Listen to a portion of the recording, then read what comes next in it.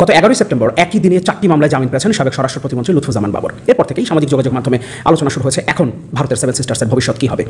কারণ যে মামলাগুলোতে তিনি এতদিন সাজা ভোগ করছিলেন, যেগুলোতে তিনি জামিনের চেষ্টা করছেন, তার মধ্যে খুবই সেন্সিটিভ একটা মামলা ছিল 10 ট্রাক অস্ত্র মামলা। এবং বলা হয়ে থাকে লুৎফুজ্জামান বাবর এই 10 ট্রাক অস্ত্র ভারতের সেভেন সিস্টার্সের বিচ্ছিন্নতাবাদীদের কাছে পৌঁছাতে চেয়েছেন। শেখ হাসিনার সঙ্গে ফোনালাপ করে যুক্তরাষ্ট্রে ফেসে গেলেন তানভীর।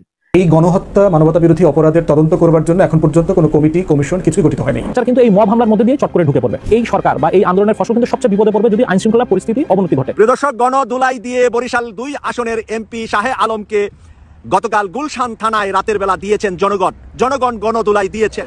বাংলাদেশের সংস্কার প্রক্রিয়ায় যুক্তরাষ্ট্র সহযোগিতা করতে আগে। সম্মানিত দর্শক, আসসালামু আলাইকুম। নতুন একটা নিউজ ভিডিওতে আপনাদের জানাচ্ছি স্বাগতম। এইমাত্র পাওয়া তাজা এবং গরম খবর। প্রিয় দর্শক বন্ধুরা, লুৎফর রহমান বাবরকে কিন্তু এইমাত্র জেল থেকে ছাড়িয়ে দিয়েছে। সেই সাথে সাথে কিন্তু ভারত ভালোভাবেই সংকটে পড়ে গিয়েছে বলে জানিয়েছে নরেন্দ্র মোদী।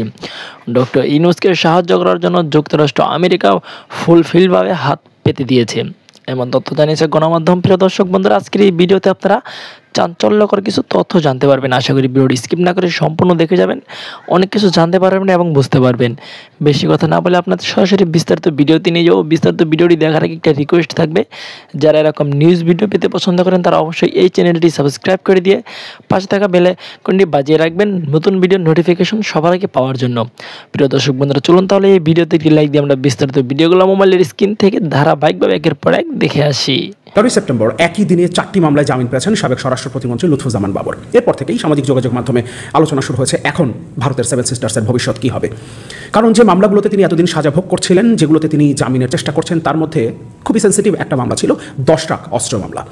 এবং বলা হয়ে থাকে লুৎফুজ্জামান বাবর এই 10 ট্রাক অস্ত্র ভারতের সেভেন সিস্টার্সের বিচ্ছিন্নতাবাদীদের কাছে পৌঁছাতে চেয়েছিলেন। এমনকি 2001 থেকে 2006 সালের জোট সরকারের সময় স্বরাষ্ট্র প্রতিমন্ত্রী হিসেবে তিনি ভারতের বিচ্ছিন্নতাবাদীদের বিভিন্নভাবে সহযোগিতা করেছেন। এমনকি কেউ কেউ বলার চেষ্টা করেন তিনি বিচ্ছিন্নতাবাদী সংগঠনগুলোর মূল পৃষ্ঠপোষক ছিলেন এবং ভারতকে অস্থিতিশীল করা এবং সেভেন সিস্টার্সকে ভেঙে ফেলা, কিছু রাজ্যকে আলাদা করে ফেলার একটা চেষ্টা তার ছিল, এটা বলা হয়ে থাকে। এমনকি ভারতের অনেক থিঙ্ক ট্যাঙ্ক তাকে ভারতের জন্য একটা থ্রেট মনে করেন। এই কথাগুলো ভারতের বিভিন্ন গণমাধ্যমে, ভারতের বিভিন্ন থিঙ্ক ট্যাঙ্ক যারা সরকারের সাথে খুবই ঘনিষ্ঠ, তারাও বিভিন্ন সময় বলেছেন। যদিও ভারত সরকারের পক্ষ থেকে সরাসরি কখনো লুৎফুজ্জামান বাবর ভারতের জন্য একটা থ্রেট, ভারতের সেভেন সিস্টার্সকে তিনি বিচ্ছিন্ন করে ফেলতে চেয়েছেন, এ ধরনের কোনো দাবি করা হয়নি। তবে সরকার সংশ্লিষ্ট অনেক থিঙ্ক ট্যাঙ্ক এই কথাগুলো বিভিন্ন সময় বলেছেন। এবং এমন একটা সময়ে লুৎফুজ্জামান বাবরের 4টি মামলায় জামিন হলো এবং অন্যান্য মামলাগুলোতেও তিনি জামিনের জন্য চেষ্টা করছেন এবং অনেকেই ধারণা করছেন সহসাই তিনি হয়তো জেল থেকে মুক্তি পাবেন। এমন একটা সময়, যে সময়ে ভারতের সেভেন সিস্টার্সের মণিপুরের পর জম্মু এবং কাশ্মীরে ভয়াবহ উত্তাল পরিস্থিতি সৃষ্টি হয়েছে। মণিপুরে অনেকদিন ধরেই পরিস্থিতিটা ছিল এবং নতুন করে জম্মু এবং কাশ্মীরে এই পরিস্থিতি তৈরি হয়েছে। গত কয়েকদিনে 7 জন নিহত হয়েছেন, যার মধ্যে 2 জন সেনাবাহিনীর সদস্য। এবং জয়শ ইসলামের এখন পর্যন্ত 5 জনকে গুলি করে হত্যা করেছে যৌথ বাহিনী, পুলিশ এবং সেনাবাহিনী সহ ভারতের যৌথ বাহিনী। সেখানে নরেন্দ্র মোদী অবস্থান করছেন। প্রায় 1 দশক পর সেখানে নির্বাচন হবে এবং নির্বাচনের প্রচারণায় তিনি সেখানে আছেন। প্রধানমন্ত্রী সেখানে থাকা অবস্থায়, ভারতের প্রধানমন্ত্রী সেখানে থাকা অবস্থায় পরিস্থিতি এতটা উত্তাল হয়েছে যে 2 জন সেনাবাহিনীর সদস্য নিহত হয়েছেন। ফলে সব কিছু মিলিয়ে ভারতের জন্য পরিস্থিতিটা অত্যন্ত কঠিন। কারণ কারফিউ জারি করা হয়েছে, মোবাইল ইন্টারনেট সেবা বন্ধ করা হয়েছে মণিপুরে। ইতিমধ্যে সে বিষয়ে আমি কথা বলেছি আমার এই চ্যানেলে। কিন্তু তারপরেও কারফিউ জারি করে জনগণের বিক্ষোভকে দমন করা যাচ্ছে না। মণিপুরের পরিস্থিতি দেখে মনে হচ্ছে সেখানে বাংলাদেশের জুলাই মাস ফিরে এসেছে। বাংলাদেশে যেভাবে কারফিউ জারি করা হয়েছিল, মোবাইল ইন্টারনেট বন্ধ করা হয়েছিল এবং তারপর বাংলাদেশের যৌথ বাহিনী, পুলিশ, বিজিবি, র্যাব সহ এবং সর্বশেষ সেনাবাহিনী নামানো হলো, শুটার সাইটের নির্দেশ দেওয়া হলো। কিন্তু তারপরেও যেভাবে কারফিউ ভেঙে লাখ লাখ মানুষ রাস্তায় নেমে এসেছিল, ঠিক একইভাবে মণিপুরেও কারফিউ ভেঙে লাখ লাখ মানুষ রাস্তায় নেমে এসেছে। সেখানে ইন্টারনেট সেবা বন্ধ করা হয়েছে, ঠিক যেভাবে বাংলাদেশে বন্ধ করা হয়েছিল। কিন্তু বাংলাদেশে যেমন ঠেকানো যায়নি, মণিপুরেও ঠেকানো যাচ্ছে না। ফলে অনেকেই ধারণা করছেন মণিপুরকে এবার হয়তোবা ভারত বিচ্ছিন্ন হওয়া থেকে ঠেকাতে পারবে না। কারণ একই সময়ে চীনও অরুণাচলের প্রায় 60 কিলোমিটার ভেতরে ঢুকে পড়েছিল। যদি অনেকে বলার চেষ্টা করছেন, এখন ভারতীয় গণমাধ্যম বলছে তারা এখন আবার ফিরে গেছে। কিন্তু এটা একটা বার্তা যে চাইলেই চীন ভারতের অভ্যন্তরে 60 কিলোমিটার পর্যন্ত ঢুকে পড়তে পারে। ফলে কোনো সময় যদি বিশেষ পরিস্থিতি মণিপুরে সৃষ্টি হয়, সেক্ষেত্রে চীন হয়তোবা ভারতের অভ্যন্তরে ঢুকে পড়বে। ফলে সব দিকে নিয়ন্ত্রণ করতে গিয়ে ভারত মণিপুরকে কতটা নিজেদের সাথে রাখতে পারবে সেটা নিয়েও যথেষ্ট সন্দেহের সুযোগ আছে। এবং ভারতের অনেক থিঙ্ক ট্যাঙ্ক এখন মনে করছেন জম্মু কাশ্মীর এবং মণিপুর এই দুটো জায়গার পরিস্থিতি ভারতের অন্যান্য রাজ্যগুলোর জন্য অশনি সংকেত। এবং ভারতের একটা গণমাধ্যমে দেওয়া সাক্ষাৎকারে জম্মু কাশ্মীরের মুসলিম নেতা এবং মণিপুরের মুখ্যমন্ত্রী যে মন্তব্য করেছেন, সেটা রীতিমতো ভারতের জন্য আতঙ্কের কারণ হতে পারে। সাবেক স্বরাষ্ট্র প্রতিমন্ত্রী লুৎফুজ্জামান বাবরের কথা শুরুতে বলছিলাম। ভারতের অনেক থিঙ্ক ট্যাঙ্ক সে দেশের জন্য তাকে মূর্তিমান আতঙ্ক মনে করে, কিন্তু বিষয়টা এমন নয় যে তিনি মুক্তি পাবার সাথে সাথে ভারতের বিচ্ছিন্নতাবাদীরা আবারও সক্রিয় হয়ে উঠবে, কিংবা তিনি তাদের সংগঠিত করবেন, তাদেরকে 10 ট্রাক বা তারও বেশি অস্ত্র সরবরাহ করবেন। বিষয়টা নিশ্চয়ই এমন নয়। বরং ভারতের এই পরিস্থিতির জন্য মণিপুরে বিচ্ছিন্নতাবাদীরা যেভাবে সক্রিয় হয়ে উঠেছে, সেভেন সিস্টার্সের অন্যান্য রাজ্যেও বিভিন্ন সময় যে অস্থিরতা দেখা যাচ্ছে, এবং সর্বশেষ জম্মু কাশ্মীরে গত কয়েকদিন ধরে যে ঘটনাটা ঘটছে, এটার জন্য আসল দায়ী ভারতের বর্তমান ক্ষমতাসীন দল বিজেপির রাজনীতি। তাদের হিন্দুত্ববাদী রাজনীতি আসলে ভারতের বিচ্ছিন্নতাবাদীদেরকে সক্রিয় হয়ে ওঠার সুযোগ তৈরি করেছে এবং বিভিন্ন রাজ্য অস্থির হয়ে উঠছে। ভারতের আতঙ্কের বিষয় হলো, মণিপুরের বিচ্ছিন্নতাবাদীরা যদি স্বাধীনতার ঘোষণা দেয়, তারা যদি একটা সরকার গঠনের ঘোষণা দেয়, সেক্ষেত্রে সেভেন সিস্টার্সের অন্যান্য রাজ্যগুলোর বিচ্ছিন্নতাবাদীরাও সক্রিয় হয়ে উঠতে পারে, এবং সেই সম্ভাবনাটা অনেক বেশি। এবং এখন চীন যেভাবে চোখ রাঙাচ্ছে সেভেন সিস্টার্সে বিশেষ করে, এবং জম্মু কাশ্মীর ইস্যুটা একই সময় আবার মাথাচাড়া দিয়ে ওঠায়, নিশ্চিতভাবেই ভারতের জন্য প্রচণ্ড রকম একটা চাপের সৃষ্টি করবে। ফলে সব কিছু মিলিয়ে এই সময়টা ভারতের জন্য অত্যন্ত কঠিন, এবং ভারত ঠিক কয় ভাগে ভাগ হয়ে যাওয়ার সম্ভাবনা রয়েছে সেটা হয়তোবা এখন ভারতের থিঙ্ক ট্যাঙ্করাও ঠিক অনুমান করতে পারছেন না। হ্যাঁ, আমরা অবশ্যই কোনো দেশের সার্বভৌমত্ব বিনষ্ট হোক সেটা চাই না, কিন্তু এটাও ঠিক ভারতের বর্তমান ক্ষমতাসীনরা সে দেশের রাজনীতিকে যেভাবে কন্টামিনেটেড করে ফেলেছে, সেখান থেকে তাদেরকে বের হয়ে আসতে হবে।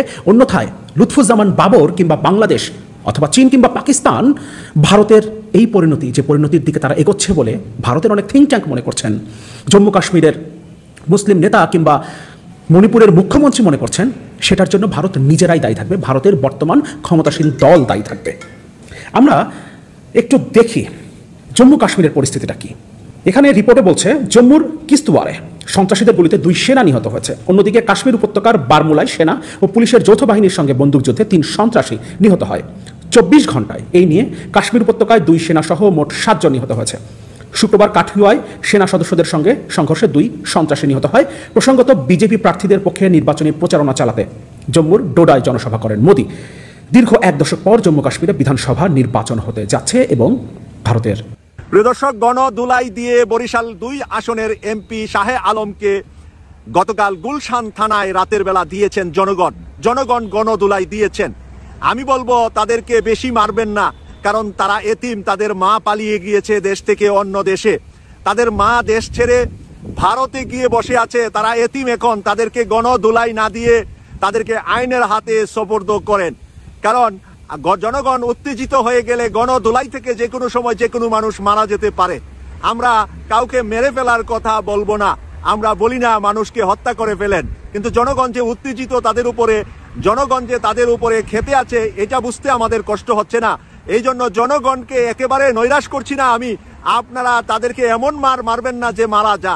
তাই জনগণের কাছে আমার এই কথা থাকবে, এরা তো এতিম, এখন এদেরকে মারবেন না, এদেরকে পুলিশের কাছে, সেনাবাহিনীর কাছে এমন জায়গায় দিবেন যেখানে গেলে ওরা যাতে করে ওই ডিম থেরাপি এবং লাঠি থেরাপি এদের জন্য তো রেডি আছে, সেখানে যাতে ওরা চলে যা। কারণ আমাদের আপনাদের হাতে এই দায়িত্ব নেওয়া দরকার নাই, দায়িত্ব নেওয়ার মতন যারা দায়িত্ববান আছে তাদের হাতেই আমরা তুলে দেব, আপনারা তাদের হাতেই তুলে দেব। কি কারণে আমি বলছি যে আমরা তাদের হাতে তুলে দেব, ওই মানুষগুলাকেও ওরাই কিন্তু চাকরি দিয়ে বানিয়ে গেছে। তো যাদেরকে বানিয়েছিল, জামাতকে রিমান্ডে দেওয়ার জন্য, বিএনপিকে রিমান্ডে দেওয়ার জন্য, নুরুল হক নূরকে রিমান্ডে দেওয়ার জন্য, মামুনুল হককে রিমান্ডে দেওয়ার জন্য, হেফাজত নেতাদেরকে রিমান্ডে দেওয়ার জন্য তাদের হাতেই আমরা তুলে দেই, তারাই রিমান্ডে দেখ। এবং তারা একই ব্যক্তি, এর আগে ব্যবহার হয়েছে লাঠি একদিকে, এখন লাঠি ব্যবহার হবে ওদের দিকে, যারা তাদেরকে লাঠি আল বানিয়েছে বা লাঠি চালানো শিখিয়েছে বা লাঠি দিয়ে মানুষকে হত্যা। মার্কিন যুক্তরাষ্ট্রের অন্তরে কি সেটা বোঝার মতন ক্ষমতা কোনো দেশের নাই। আমরা গেল শেখ হাসিনা সরকারের পতনের আগে একটা জিনিস তো ক্লিয়ার হয়ে গিয়েছিলাম যে বিএনপির কি আসলে আমেরিকা মিত্র? নো। তবে বিএনপি চায় যে মার্কিন যুক্তরাষ্ট্রের একটা পজিটিভ আশীর্বাদ যেন তাদের উপর থাকে, আর এটা আওয়ামী লীগও চাইছে, কিন্তু নির্বাচন ইস্যুতে এটা কিন্তু একটা বিশাল ফাটল ধরছিল। তারপরে এই মেকানিজমটা হয়ে গেল ভারতের মাধ্যমে। সালমান এফ রহমান কিন্তু স্বীকারোক্তি দিয়েছেন, তাই না? কারণ আমেরিকা ভারতকে খুশি রাখার জন্য অনেক কিছু তারা দীর্ঘদিন যাবত করছে, আর এখন আইসা ভারত এবং বাংলাদেশের মধ্যে অন্তর্বর্তীকালীন সরকারের সাথে যে একটা ফাটল আছে, স্পষ্টত অনেক কিছুতে নানান ধরনের বক্তব্য, দ্বিবক্তব্য, বাংলাদেশের শক্ত ভূমিকা যাচ্ছে, সকল কিছুতে এই জিনিসটা একটা চ্যালেঞ্জিং ইস্যু হয়ে উঠছে আস্তে আস্তে। পাশাপাশি ভারতের মন্ত্রীরা বাংলাদেশকে খাটো করে কথা বলছে, তারা আমাদের হিন্দু ভাইদের ইস্যুটাকে কেন্দ্র করে তাদের সেনাবাহিনীকে নির্দেশ দিচ্ছে, বাংলাদেশের উপর নজর রাখার এই যে ধরনের একটা প্রেশার ক্রিয়েট করা। এছাড়াও অনেক ধরনের কথাবার্তা বলছে, যেটাতে ইউনূস সরকার প্রেশার ফিল করছেন। কারণ ইউনূস সাহেব ক্ষমতায় আসার পরে সর্বপ্রথম যে ফোনটা দিয়েছিলেন নরেন্দ্র মোদীকে, আবার নরেন্দ্র মোদীর সাথে একটা সাইড বৈঠকে বসানোর চেষ্টা করছেন যুক্তরাষ্ট্রের মধ্যে। আবার ডক্টর মোহাম্মদ ইউনূসেরও একটা বিশ্বস্ত মিত্র প্রতিম ভাতৃপ্রতিম রাষ্ট্র হচ্ছে মার্কিন যুক্তরাষ্ট্র। আপনি যদি খেয়াল করেন, বেগম খালেদা জিয়ার ইস্যুতে মার্কিন যুক্তরাষ্ট্রের পররাষ্ট্র মন্ত্রণালয় কোনো রকম কোনো বক্তব্য দেয়নি, তার একটু সুস্থ চিকিৎসার জন্য সরকারকে কোনো মেসেজও দেয় নাই। আবার তারিক জিয়া ইস্যুতে কোনো মেসেজ দেয় নাই, কিন্তু ডক্টর মোহাম্মদ ইউনূসের মামলা নিয়ে সেই দেশের সাবেক প্রধান প্রেসিডেন্ট থেকে শুরু করে নোবেল লয়েডরা, পুরো আমেরিকার বিশ্বস্ত বিখ্যাত মানুষরা বিশ্বজুড়ে তারা একটা টিম করে সরকারকে বার্তা পাঠাচ্ছিল, তার বিচারিক প্রক্রিয়া নিয়ে বারবার বার্তা দিচ্ছিল। তো বোঝাই যাচ্ছে ডক্টর ইউনূসের সাথে মিত্রটা পজিটিভ। তো আমেরিকার এখন একটা জায়গা আসছে কোনটা, যে বাংলাদেশে যে লোকটা বসে আছে এটাও আমার লোক, আমার লোক মিন্স হচ্ছে আমার বন্ধু লোক, আবার ভারত তো আমার বন্ধুই। এখন দুই বন্ধু যখন ঝগড়া একটা অবস্থান তৈরি হচ্ছে, তখনই হয়েছে ঝামেলাটা। এখন এই ঝামেলা থেকে ডক্টর ইউনূসকে মুক্ত করে একটা সুপ্রিম পাওয়ার দিতে যাচ্ছে মার্কিন যুক্তরাষ্ট্র, ভারতের প্রভাবটাকে মুক্ত করতে যাচ্ছে মার্কিন যুক্তরাষ্ট্র। ইতিমধ্যে আপনারা জানেন, গতকালকে যুক্তরাষ্ট্রের রাজস্ব দপ্তরের ডেপুটি আন্ডার সেক্রেটারি ব্র্যান্ট নেইম্যানের নেতৃত্বে একটি প্রতিনিধি দল ঢাকায় এসেছে। অপরদিকে ভারত সফর শেষে, দীর্ঘ কয়েকদিনের ভারত সফর শেষে গতকালকে 3:30টার দিকে আপনার আমেরিকার যিনি খুবই শক্তিশালী একজন ব্যক্তি, তিনি হচ্ছেন যে দক্ষিণ এবং মধ্য এশিয়া বিষয়ক সহকারী পররাষ্ট্রমন্ত্রী ডোনাল্ড লু হাওয়া, বুঝতেই পারছেন। সেই লু গতকালকে বিকেল 3:30টার দিকে দিল্লি থেকে আপনার শাহজালাল আন্তর্জাতিক বিমানবন্দরে অবতরণ করেছেন। আজকে আমি যখন নিউজটা করছি, তাদের মধ্যে একটা বৈঠক হবে। সেই বৈঠকে দিল্লি যেন ঢাকাকে ডিস্টার্ব না করে, ঢাকাতে কোনো প্রভাব বিস্তার না করে, সেই বার্তাটা দিবে। সেই মেসেজটা সম্ভবত ওইখানে দিয়ে আসছে। এটা এসে ইউনূস সাহেবকে বলা হবে যে আপনি আপনার মতো কাজ করেন, কারণ দিল্লির প্রভাবটা আসলে কিন্তু পরে আমরা যারা বাহিরে বাহিরে আছি, কিন্তু আপনি দেখেন আমাদের ডক্টর ইউনূস সাহেব তিনি সরাসরি বলছেন, ভারত যেহেতু আমাদের একমাত্র প্রতিবেশী দেশ, ভারতের সাথে যে কোনো মূল্যে একটা ভালো সম্পর্ক রাখতেই হবে। কারণ ভারত একটা চাপ প্রেশার তৈরি করে রাখছে, হয়তো পেছনে নানানভাবে দেশে অনেক ধরনের ঘটনা ঘটছে। এই যে আমাদের হিন্দু ভাইরা হঠাৎ করে এক দফা দাবি নিয়ে চলে গেল, হাজার হাজার মানুষ, তো এগুলোতে ডিস্টারবেন্স একটা অবস্থান তৈরি হচ্ছে। অথবা ভারতের যে গোয়েন্দা সংস্থাগুলো আছে তারা অনেকটা অ্যাক্টিভ ভূমিকা পালন করছে বিভিন্ন জায়গায়, প্রশাসনেও অনেক ধরনের প্রভাব বা ভূমিকাতে কিন্তু তাদের রাখার সুযোগ আছে। এগুলোর কারণে ডক্টর ইউনূস সাহেব ক্ষমতায় বসেছেন যে উদ্দেশ্য নিয়ে, সেই উদ্দেশ্যটাকে বাস্তবায়ন করতে গিয়ে নানান পদে পদে হয়রানি, বাধা বা একটা মানসিক টেনশন পাচ্ছেন। আর এই টেনশনগুলো সম্ভবত মার্কিন যুক্তরাষ্ট্রের সাথে তিনি শেয়ারও করেছেন সামহাউ। তো সেখান থেকে ডোনাল্ড লু তিনি আপনার ভারত সফরে গেলেন।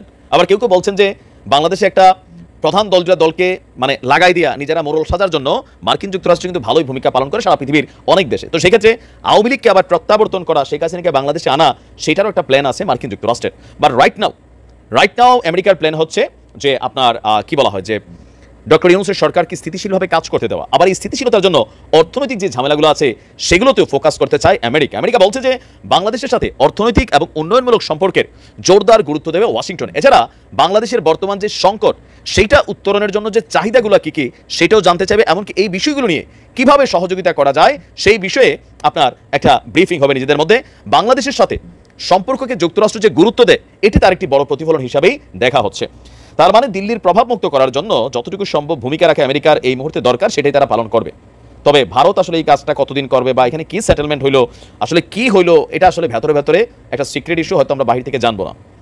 তবে ইস্যু যাই থাকুক, এই মুহূর্তে ডক্টর ইউনূসের সরকারকে একটু চুপচাপ কাজ করার সময় দেওয়া দরকার। বেচারা ক্লান্ত হয়ে গেছে আসলে। আসিফ নজরুল স্যার কোনো সাপোর্ট ওইরকম আগের মতো দিতে পারতেছে না, মানে সব মিলে কেমন একটা হজবরল অবস্থা। তো দেখা যাক আজকের মিটিং এর পর আমাদের নিশ্চয়ই প্রধান উপদেষ্টা তিনি কথা বলবেন, অথবা প্রেস উইং থেকে কথা বলা হবে যে কি হয়েছে। প্রিয় দেশবাসী, শুরু থেকে শেষ পর্যন্ত যারা এই ভিডিওটি দেখেছেন সকলকে জানাই অসংখ্য ধন্যবাদ। যারা এরকম নিউজ ভিডিও পেতে পছন্দ করেন তারা অবশ্যই এই চ্যানেলটি সাবস্ক্রাইব করে পাশে থাকা বেল আইকনটি বাজিয়ে দিবেন। যারা এখন এই ভিডিওটি শেয়ার করেননি, এই ভিডিওটি দ্রুত শেয়ার করে সকলকে দেখার সুযোগ করে দিন। আজকের মতন এই পর্যন্ত, দেখা হচ্ছে পরবর্তী কোনো ভিডিও নিয়ে ইনশাল্লাহ।